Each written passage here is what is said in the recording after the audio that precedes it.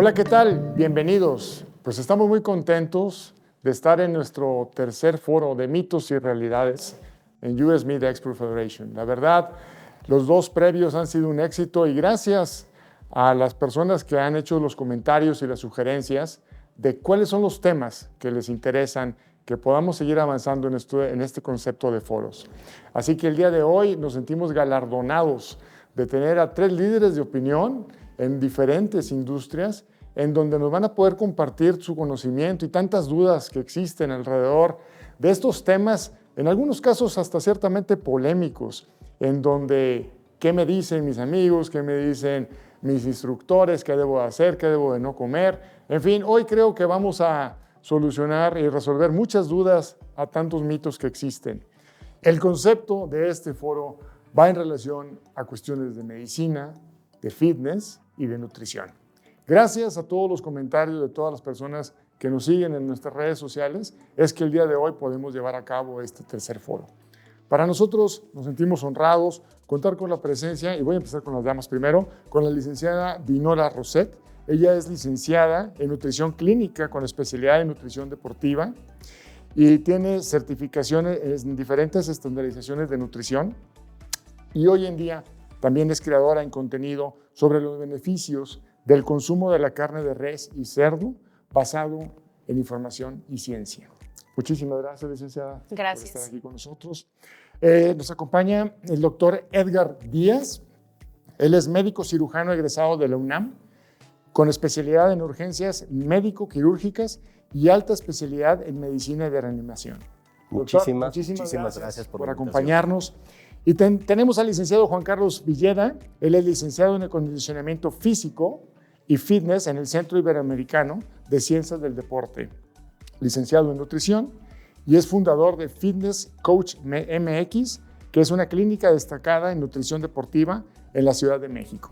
Licenciado, muchísimas gracias por acompañarnos. Estar con ustedes. Y la verdad que nos sentimos, pues ahora sí que agasajados con la verdad, tanto conocimiento que tenemos aquí en el foro el día de hoy.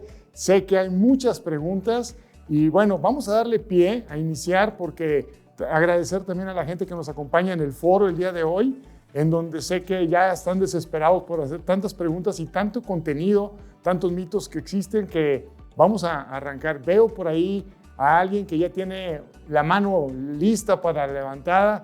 Y si podemos empezar, por aquí veo de mi lado derecho a una persona que está levantando la mano. Sí, hola, ¿qué tal? ¿Cómo te llamas? ¿Cuál es tu nombre? Hola, ¿qué tal? Me llamo Olivia Rivas. Quiero hacerle una pregunta al doctor Edgar. Quería saber si es cierto que no se debe consumir tanta carne roja. Muchos doctores y nutriólogos recomiendan reducir su consumo para no aumentar los niveles de colesterol, triglicéridos y toxinas. Si no es así, ¿cuántas veces se tendría que comer carne roja a la semana una persona promedio para que no le produjera daños? Qué buena pregunta, ¿eh? Efectivamente, hemos escuchado que algunos profesionales de la salud de pronto no recomiendan el consumo de carnes rojas. Sin embargo, hoy está demostrado que el consumo de carnes rojas es necesario, incluso indispensable para la salud de una persona, por lo menos 2 veces a la semana. Acabas de decir algo interesante en cuanto a una persona promedio, y efectivamente nosotros debemos adecuar nuestra alimentación de acuerdo a nuestras características. No es lo mismo lo que va a requerir una persona sedentaria, una persona muy activa, una persona que está realizando incluso un plan, por ejemplo, para generar músculos, y ahorita lo vamos a seguir viendo. Entonces, por favor, debo aclarar, primero, el comer carne con alto contenido o valor proteico, como lo que son las carnes rojas, es indispensable, por lo menos 2 veces a la semana, que es lo que se recomienda. Y por supuesto que lo de los triglicéridos, por favor, nosotros antes teníamos esta costumbre de hablar de grasas buenas y grasas malas.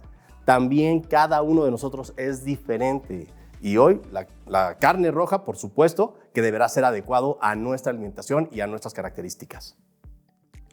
Muy bien, muy cierto y de mucho valor, especialmente lo de las grasas.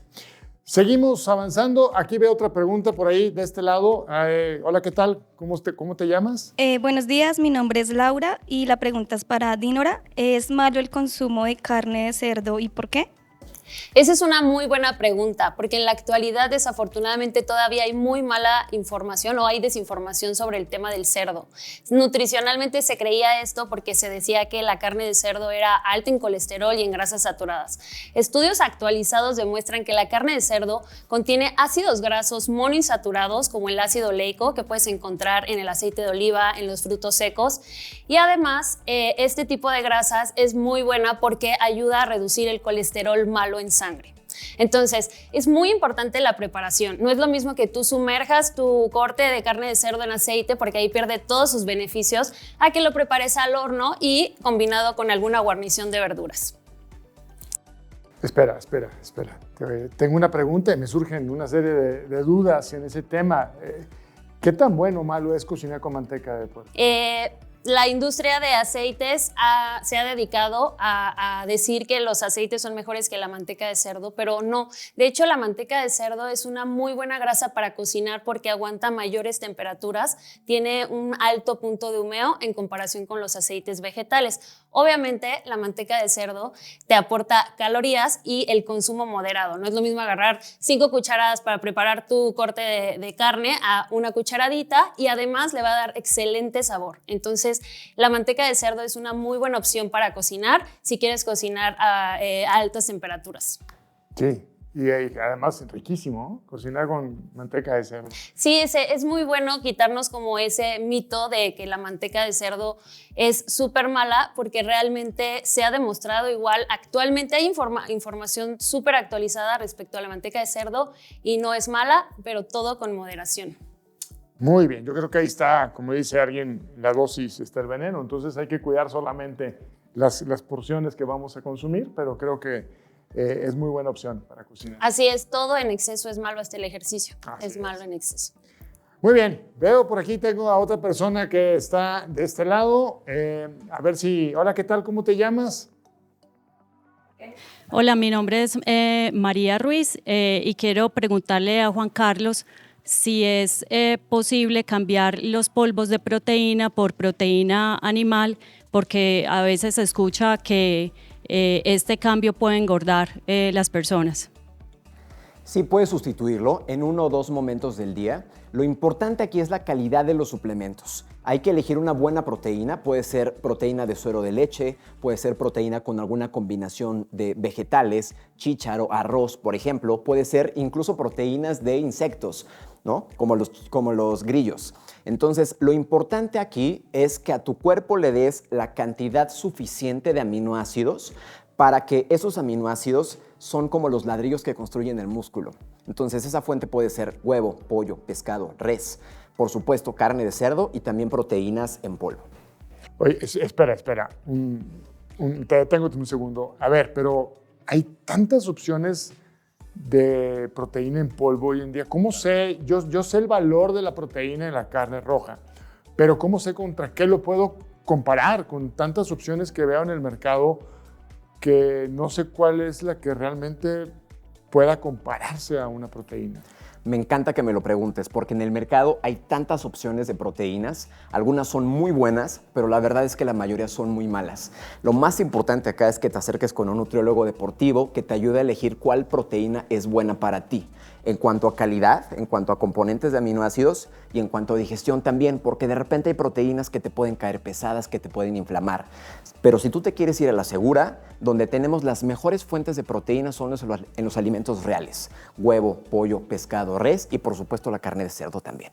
Sí, yo creo que lo más importante es que te vayan acompañando en este proceso, ¿no? Así es, y recordar que la proteína en polvo es un complemento, no es todo el aporte de proteínas que tú necesitas. Lo más importante siempre es la proteína real, la comida real, y los suplementos van después. Que eso termina siendo una práctica. Desayunan, comen, cenan puro polvo y creen que con eso van a alcanzar los niveles que te pueden sustituir la comida real, ¿no? En fin. Muy bien, veo por aquí otra pregunta. Hola, ¿qué tal? ¿Cómo te llamas?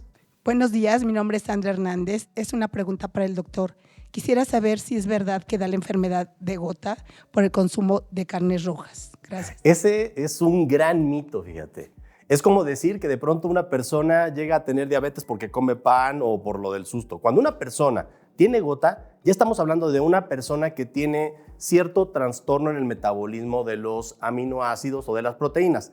Traducido al cristiano, una persona que ya tiene gota primero tiene que ser valorada, diagnosticada y ya se le hacen recomendaciones. Efectivamente, el consumo de carnes rojas puede generar en algunas circunstancias cuadros de agudización, pero bajo ninguna circunstancia,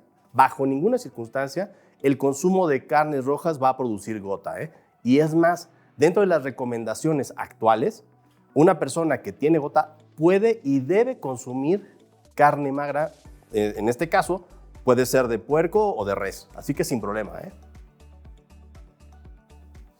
Quizá a veces se satanizan de Así alguna es. manera las carnes rojas cuando hay otros elementos que son quizá igual y más perjudiciales para Totalmente de acuerdo este contigo. tipo de enfermedades. Sí, de hecho me gustaría agregar algo. Igual hay estudios actualizados que demuestran que lo que realmente hace que se eleve el ácido úrico no es la carne, como se creía, es el azúcar.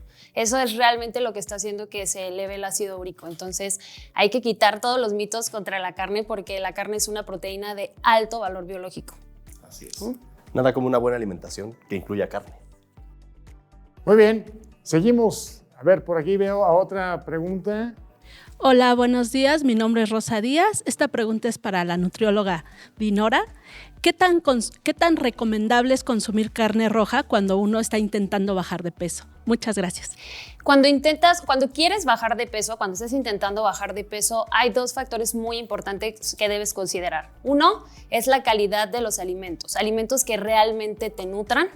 Y dos, el aporte calórico, que tengas un control calórico. Además de que el consumo de proteína, de carne, combinado con verduras, va a ayudar para que tengas mucho más saciedad y obviamente con esto consumas menos calorías. Además de eso, la carne roja te ayuda para controlar o mantener tu masa muscular durante la pérdida de peso. Entonces, si tú consumes suficiente cantidad de proteína, vas a mantener tu masa muscular y lo único que vas a perder va a ser grasa, que es lo que se espera en la pérdida de peso, básicamente. Muy importante la técnica de cocción, obviamente, y que elijas cortes de carne magros, que sean bajos en grasa, como el lomo de res, lomo de cerdo, solomillo, etc. Dinero, me estás diciendo que si como proteína me va a quitar los antojos esos de andar picoteando cuando no debo a media tarde, a media mañana. Pero claro que sí. O sea, en un plan de alimentación, incluir proteína te va a ayudar para que tengas más saciedad, incluso para que no tengas esos antojos de querer estar picando. Que eso es lo peor que me pasa, ¿no? El caso de estar picando a cada ratito porque traes antojos, pero consumiendo la proteína te sientes lleno. Sí, te sientes lleno, muy recomendable consumirlo con verduras o con granos integrales y además obviamente depende mucho de cada persona, ¿no? Como lo dijo el doctor, no es lo mismo la proteína que necesita un deportista, una persona sedentaria, todo depende, así que les recomiendo pues que acudan con un especialista para que les diga cuáles son las calorías que su cuerpo necesita y la cantidad de proteína que tu cuerpo necesita también. Y a mí me encanta lo que dice Dinora porque tenemos que quitarnos de una vez de la cabeza que para perder peso tenemos que matarnos de hambre o comer poquito. Podemos perder peso comiendo bien.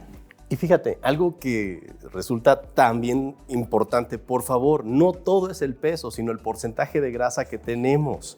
Porque de pronto si tú estás haciendo ejercicio, subes músculo, vas a pesar más, pero vas a tener menor talla, pero también vas a tener mayor tasa metabólica, con lo cual vas a poder bajar, ahora sí, el porcentaje de grasa, ¿no? Que es hacia donde nos vamos la mayoría de nosotros. Pues sí, pero te pesas y vas a hacer ejercicio, te pesas y pesas más. Y te dices, espantas. Y dices, no, ya no quiero hacer nada. Pero a veces no importa. A veces no importa, porque si eso que pesas más es músculo, es positivo, ¿no? Entonces, más que el peso, tenemos que saber esos kilos de qué están hechos. Así y lo es. que queremos es tener menos grasa y tener más músculo. Y para eso hay que comer una cantidad suficiente e incluso abundante de proteína. Es correcto, la composición corporal, o sea, no, el peso no lo es todo, cuánta grasa, cuánta agua estoy perdiendo músculo, es muy importante eso. Y si haces ejercicio, además la proteína te va a ayudar para recuperar las fibras musculares. Entonces, es fundamental. ¿Por qué respondiendo también a lo de los polvos, es mejor una proteína. Los polvos te dan practicidad, pero una proteína como una carne roja, una carne de cerdo, se absorbe más, es más biodisponible que incluso que una proteína vegetal, ¿no? Pero es muy bueno combinar ambas. Que nos quedemos con la idea que suplementan, pero no sustituyen. Estoy de acuerdo, sí, los polvos, como dice Dinora, son una excelente opción en cuestión de practicidad, ¿no? De repente alguien que dice, oye, yo me despierto a las 5 de la mañana y tengo que salir de la casa en 20 minutos, no me da tiempo de desayunar huevo, entonces prepárate un shake de proteína y te vas al gimnasio. O alguien que llega a la casa a las 11 de la noche y ya no quiere cenar, te puedes tomar un licuado de proteína y listo. Complementan, no sustituyen. Exactamente, complementan. No Muy bien. Aquí al centro veo a alguien que tiene una pregunta. Hola, ¿qué tal? ¿Cómo te llamas? Hola, buenos días. Mi nombre es Lorenzo Elizalde. Tengo una pregunta para Juan Carlos. ¿Es cierto que las grasas saturadas de las carnes rojas reducen la función metabólica y afectan la memoria muscular? Ni las carnes rojas ni las grasas saturadas afectan la memoria muscular, de hecho no tienen nada que ver, pero lo que sí es cierto es que las grasas saturadas pueden afectar la función metabólica. Nos predispone a síndrome metabólico, hipertensión y enfermedades cardiovasculares que son una de las principales causas de muerte en México y en el mundo. Ahora, no hay que relacionar carnes rojas con grasas saturadas, porque hay muchos tipos de cortes de carnes rojas que no son altas en grasas saturadas, incluso que son carnes que pueden ser igual de magras que el pollo o que el pescado. En el caso de la carne de cerdo, por ejemplo, el lomo. Y lo que importa, como dice la nutrióloga Dinora, es la preparación. No es lo mismo que la carne tú la estés friendo o la empanices a que hagas un poquito de carne hervida, carne asada, y no es contraproducente cuando haces ejercicio, es todo lo contrario. Es una excelente recomendación por su calidad de proteínas. Muy interesante. La verdad hay muchos mitos alrededor de este tema, así que muy interesante. Muy bien, veo de este lado una pregunta por ahí. Hola, ¿qué tal? ¿Cómo te llamas? Hola, mi nombre es Nadia Luna y esta pregunta es para el doctor. Quiero saber si se debe reducir el consumo de carne roja cuando se está en alguna etapa de la vida como el embarazo, en algún tratamiento médico o con el paso de los años. Gracias. Qué bueno que me preguntas esto. Bueno, para empezar, durante el embarazo tienes un alto requerimiento de proteínas, entonces todo lo contrario. Si bien la capacidad gástrica de la embarazada conforme va avanzando va disminuyendo y esta sensación de saciedad que generan las proteínas a veces no favorece, las porciones lo único que tienen que hacer son menores. Pero por favor recuerda que las proteínas provenientes de la carne de cerdo y de res son de alto valor nutricional. Y en el caso de los de tercera edad, por favor, una de las cosas con las que más batallamos hoy es con la sarcopenia. Una persona de la tercera edad tiene que hacer ejercicio y tiene que consumir, en este caso, proteínas de alta calidad biológica que le permita mantener este porcentaje de músculo, porque eso es lo que va a hacer la diferencia entre una vejez funcional o no funcional. Recuerden que la edad no es una enfermedad, entonces sí debemos tener una alimentación sana, mantener el ejercicio y todo acorde a nuestra realidad. Por favor, y eso tomémoslo en cuenta. El ejercicio, claro, la nutrición, pero sí una ingesta de proteínas debe ser de acuerdo a nuestra realidad. Y recordar, perdón, que entre más años tenemos, empezamos a absorber menos proteínas. Entonces es más importante cada vez la cantidad. Y la calidad. Y la calidad. Y quitarnos esos mitos y quitarnos esos miedos. Oye, pero si yo salgo a caminar, ¿es suficiente? Digo, hay quienes caminan 3 kilómetros, 5 kilómetros todos los días. ¿Eso ya cuenta como el ejercicio suficiente? Eso cuenta, pero no es propiamente ejercicio, es actividad física. Entonces cuenta y es importante, pero hace falta más. ¿Qué hace falta más? O intensidad o trabajo de fuerza. Es muy fácil, tú puedes comprarte en tu casa unas mancuernas, unas ligas y hacer trabajo con tu propio cuerpo porque estimulas al músculo a que se mantenga fuerte y a que crezca y con la combinación de ejercicio y proteínas tenemos más masa muscular y una vejez más saludable. Espérame, me dijiste actividad física. ¿No es lo mismo actividad física que el ejercicio y hacer deporte? No, son 3 conceptos diferentes. La actividad física es cualquier cosa que hacemos a una baja intensidad. Caminar, subir escaleras, barrer, trapear, eso es actividad física. Y es muy bueno y es importante. Pero otra cosa es el ejercicio, que es una actividad planificada con ciertos días, cierta estructura y cierta intensidad. Por ejemplo, caminar sí es actividad física, Pero si tú me dices, yo voy a trotar a cierta intensidad 3 veces a la semana, 30 minutos, eso ya es una programación de ejercicio y te da más beneficios a nivel metabólico. O sea, la intensidad es lo que va haciendo el ejercicio. La intensidad, la programación y que tengas una estructura y una constancia. Y lo complemento con la alimentación. Por favor, y recordar que se recomienda por lo menos 10,000 pasos diarios. En eso estoy completamente de acuerdo para mantenernos activos. Pero también la OMS hoy nos dice que 150 minutos de ejercicio a la semana.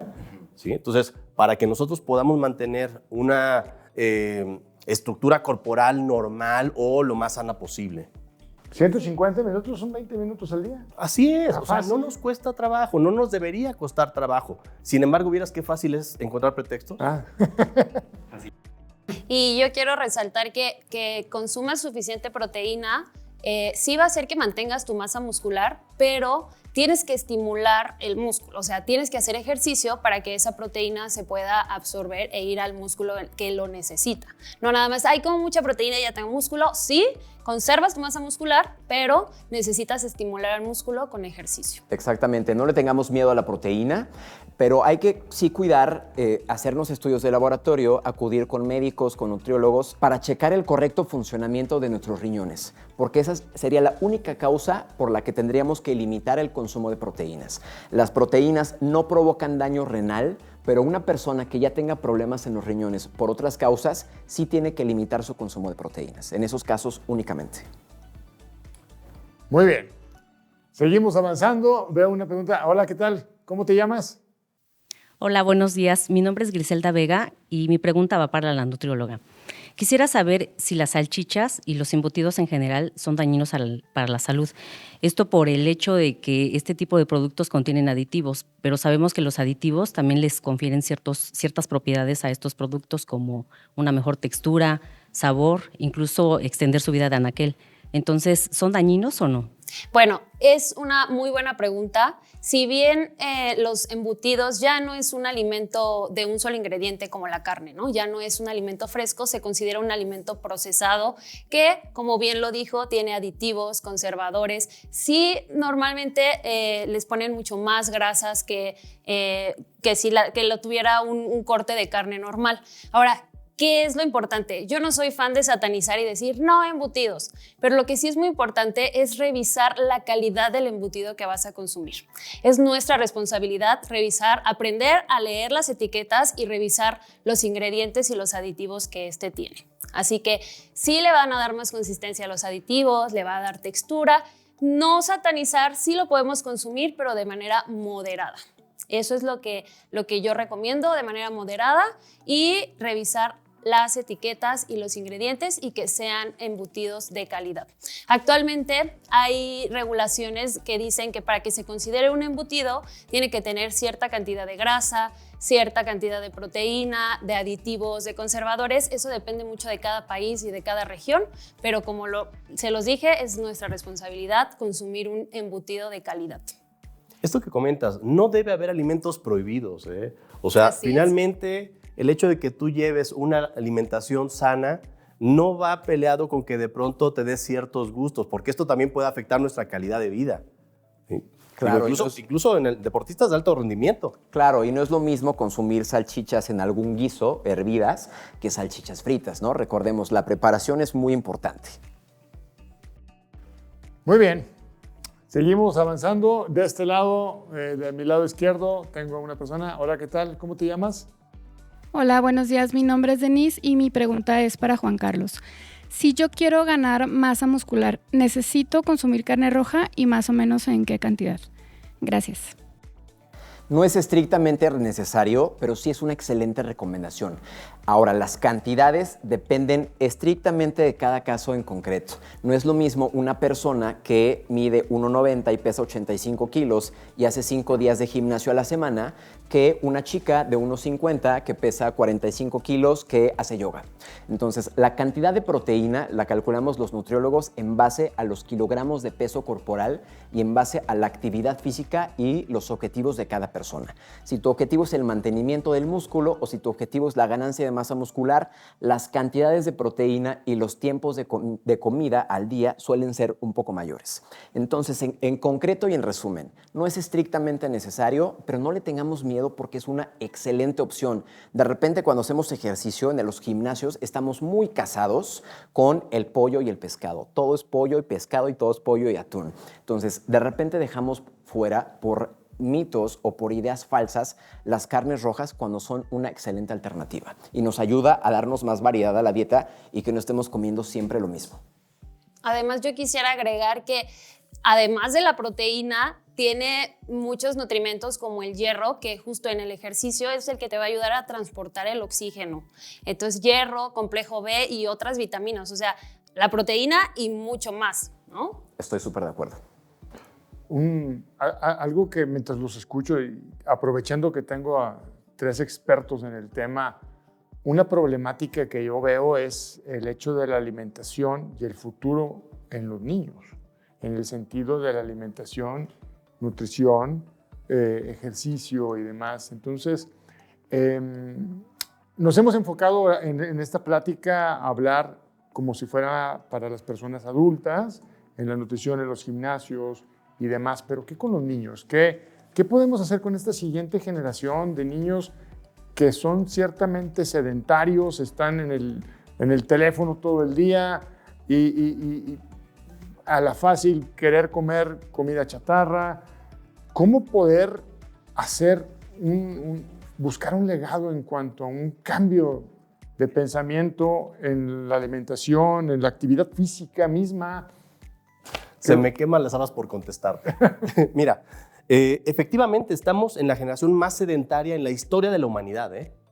O sea, y debemos caer en cuenta que lo que hoy estamos viviendo, todavía si lo vemos incluso hacia muchos de nosotros, que salíamos a correr, que salíamos a jugar fútbol, que salíamos, en fin, hoy eso ya cambió. Entonces, ya no existe. Ya no existe, ¿sí? Entonces, Darwin decía, no sobrevive el más fuerte, sobrevive el que se adapta. Y tenemos que adaptarnos a esta nueva realidad. En México tenemos el mayor porcentaje de niños obesos que existe en el mundo. Y qué bueno que lo tocas porque efectivamente de eso va a depender el futuro de esta generación. Tenemos que hacer énfasis en estos hábitos saludables de ejercicio y una buena alimentación para lograr revertir un poco de esto que ya lo hemos estado viendo, ¿sí? ¿Por qué? Porque las enfermedades crónico-degenerativas, la diabetes, la hipertensión, procesos oncológicos, es decir, cáncer, cada vez se ve más frecuentemente y mucho se debe a este sedentarismo. Entonces, la diabetes tipo 2 en niños, ¿no? Que antes no existía. Así es. Entonces, todo esto tenemos que combatirlo a partir de foros como este, en donde logremos informar, en donde logremos generar una conciencia real ahí en la casa, porque ahí es donde comienza la educación, incluso la alimentación sana o no. A veces es más fácil, por supuesto, abrirles, como dices tú, la comida chatarra y ahí tenerlos quietos, ponerlos con el teléfono para que se estén tranquilos, pero a ver, tenemos que ayudarlos y la mejor forma es con el ejemplo, ¿sí? Entonces nosotros también debemos asumir ese reto como padres de familia o como parte de la sociedad para brindarles esta información y asumir, por supuesto, que todos los retos. Sí, es importante. Recomendación para los papás. Por favor, pongan a sus hijos a hacer algún tipo de deporte. No el deporte que ustedes quieran, sino el deporte que a sus hijos les guste.